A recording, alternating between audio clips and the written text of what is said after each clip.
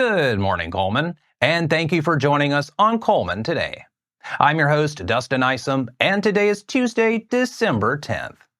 Coming up on Cullman Today, local officials are urging road safety ahead of the busy holiday season. We'll take you to Holly Pond's festive Christmas Cards in the Park event and share how the Berlin Volunteer Fire Department raised over $13,000 for children in need. All this plus sports, weather, and more, but for now, let's dive into the top stories happening in Cullman today. Cullman County leaders are urging everyone to stay safe on the roads this holiday season. At a press conference on Monday, officials highlighted the importance of cautious driving amid increased traffic and events. Cullman County District Attorney Champ Crocker emphasized public safety, saying, "We don't want more traffic homicide cases. Public safety, like justice, is everyone's business."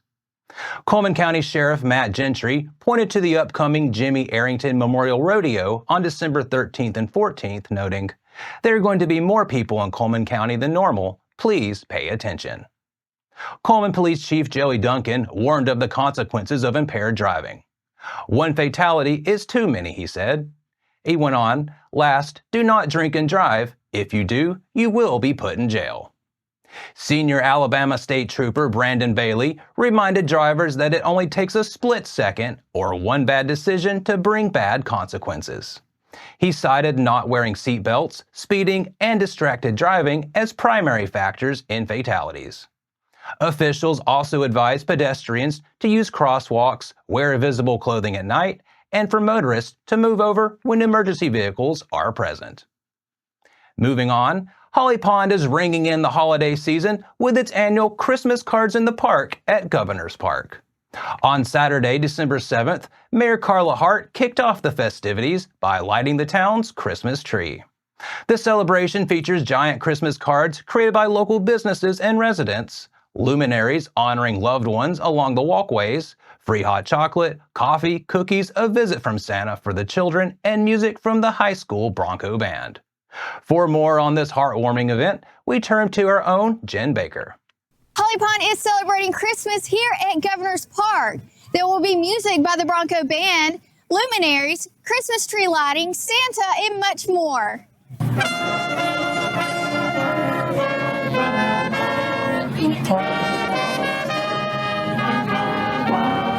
I am Mayor Carla Hart of Holly Pond.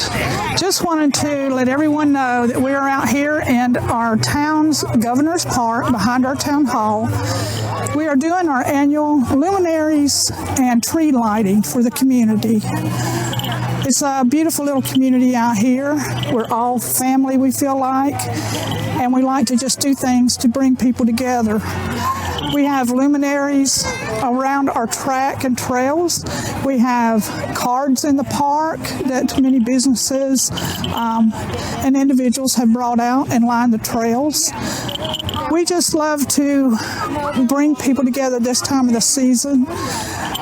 We like doing it any time of the year, but this is a special time of the year that we all gather and like to love on each other. We have free hot chocolate, free coffee, free cookies for you to come and enjoy. We will be here until 8 o'clock. We have Santa out here with us for the children. They're so excited to sit on his lap and give him their wish list. It's a joy to see Holly Pond celebrate together for Christmas. I'm Jen Baker with the Cullman Tribune. Thanks, Jen. And to finish up our top stories this morning, the 35th annual Cullman County Christmas Parade brought festive cheer to Hanceville on Saturday. Under bright and sunny skies on a chilly day, families lined the streets to enjoy the holiday tradition. Organized by the Hanceville Civitan Club, the parade has become a beloved event, marking the start of the Christmas season for the community. And that's all for our top stories this morning. After the break, we'll bring you highlights from Hanceville's exciting basketball action against Locust Fork. Sports is up next. Step into Cullman, where local heroes and community spirit shine. Introducing Community Matters Magazine from the Cullman Tribune, your guide to inspiring tales and community spirit. Celebrate our local champions and dive into the festivities at Christ Kindle Market. Feel the season's cheer and discover stories that inspire.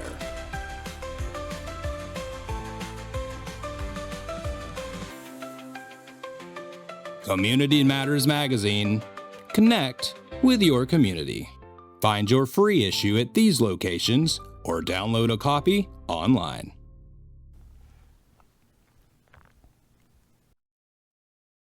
Welcome back. In sports today, we're recapping the exciting basketball matchups between the Hanceville Bulldogs and the Locust Fork Hornets. The Hanceville Bulldogs tipped off area play against Locust Fork on Friday night, and the Bulldog squads ended up splitting the matchups. In the varsity girls game, Hanceville jumped out to an early lead, and the Lady Bulldogs pulled away in the second half to knock off Locust Fork 56-44. In the varsity boys game, Hanceville fell behind early and wasn't able to recover, leading to a 66-48 loss for the Bulldogs. In the girls' game, Hanceville went into the locker room with a 12-point lead at halftime, and that lead grew only wider in the third quarter. Maddie Keith's rebound and putback, followed by back-to-back baskets from Kerrigan Moore and Keith, stretched the lead to 41-23. Aaliyah Twitty scored a basket in the paint to make it 43-26, and the Lady Bulldogs went into the fourth quarter leading 43-29. A rebound and putback by Aaliyah Twitty and a basket from Moore made it a 47-31 game. The Lady Hornets then went on a scoring run and ended up cutting the lead to 49-39, but Hanceville didn't let them get any closer the rest of the game. Aaliyah Twitty scored inside, and a pair of free throws from Alex Twitty and Kenzie Farr extended the lead to 55-41. The Lady Bulldogs went on to collect a big 56-44 area win over Locust Fork. Alex Twitty led the way for Hanceville with 14 points, and Aaliyah Twitty finished just behind her with 12. Keith and Farr each added 9 points. Hanceville will continue area play at J.B. Pennington tonight. And that wraps up sports for today. Up next, we'll bring you 4 stories under 4 minutes, including recognition for our local farmers, details on upcoming ham radio license testing, and holiday concerts you won't want to miss. We'll be right back.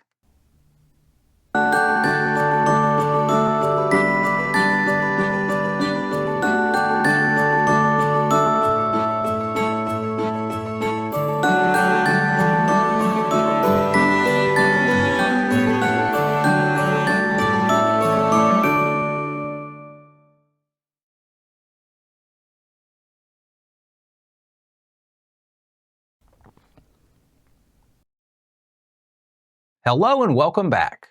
Now it's time to speed things up with a news rundown. 4 stories in under 4 minutes.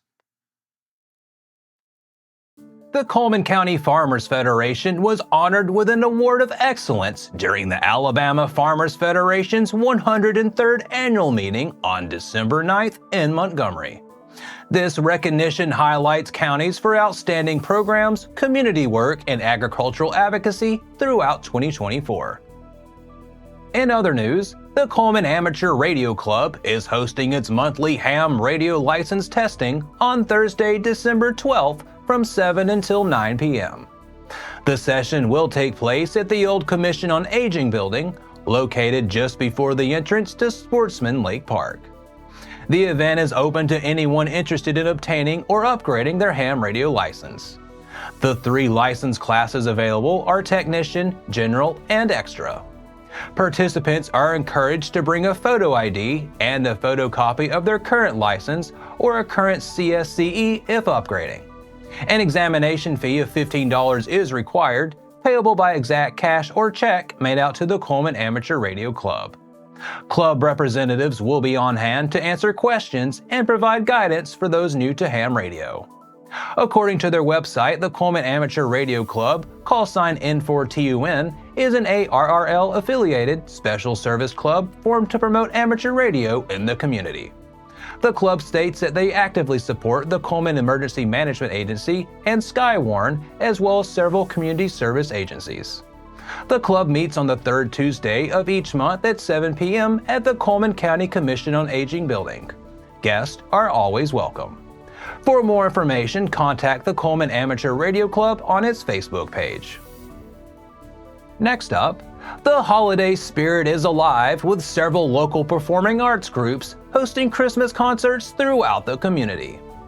While Cold Springs and Good Hope bands have already kicked off the festivities, there are still plenty of performances to enjoy.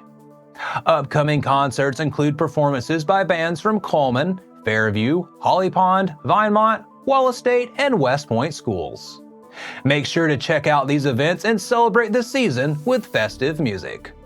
Full details, including dates, times, and locations, are displayed on screen. And finally, the Berlin Volunteer Fire Department hosted its 4th annual Breakfast with Santa on Saturday, December 7th at the Berlin Community Center. Serving up pancakes, bacon, sausage, and smiles, the donation-based event brought in more than $13,000 to help provide Christmas for children in need. Guests enjoyed their meals while supporting a wonderful community cause, with options to dine in or take food to go. Children had the chance to meet and take photos with Santa and Mrs. Claus. Adults entered drawings for prizes including a Ruger American Rifle Generation 2 and a Ladies' Day Out gift certificate for the Cullman Warehouse District. A silent auction featured an analog electric smoker and a Gravity protein feeder.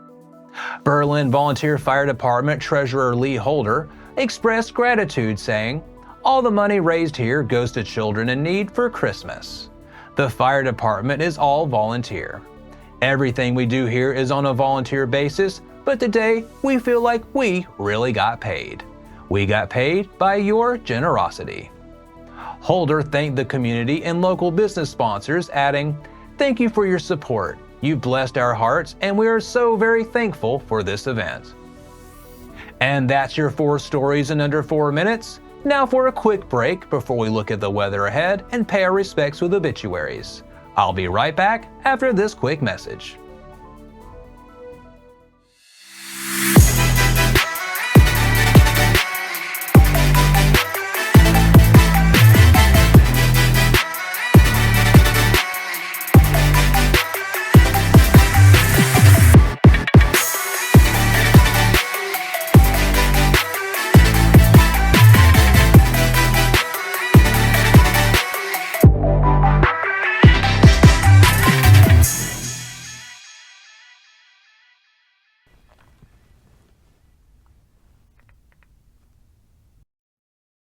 Welcome back.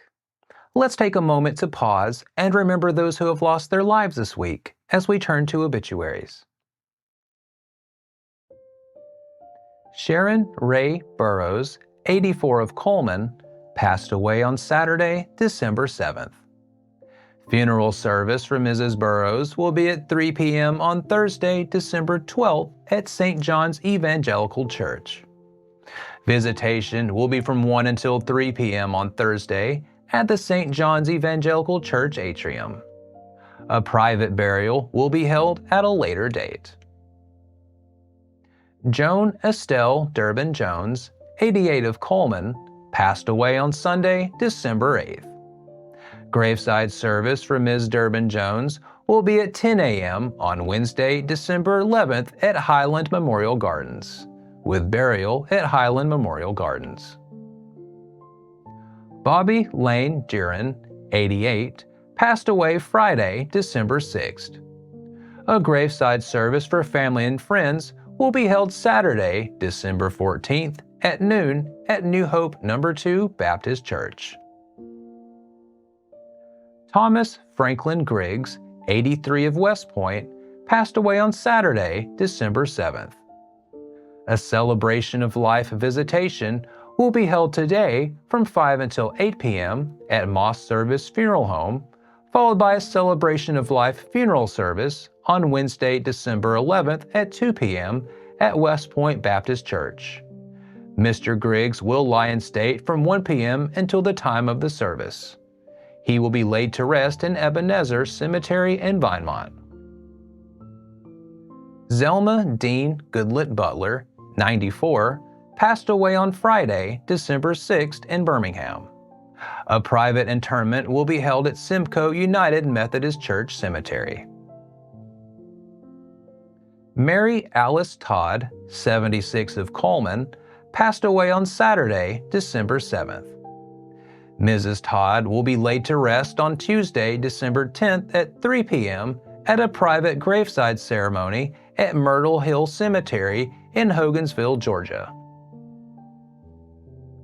Peggy Joyce Norrell, 82 of Birmingham, passed away on Tuesday, December 3rd.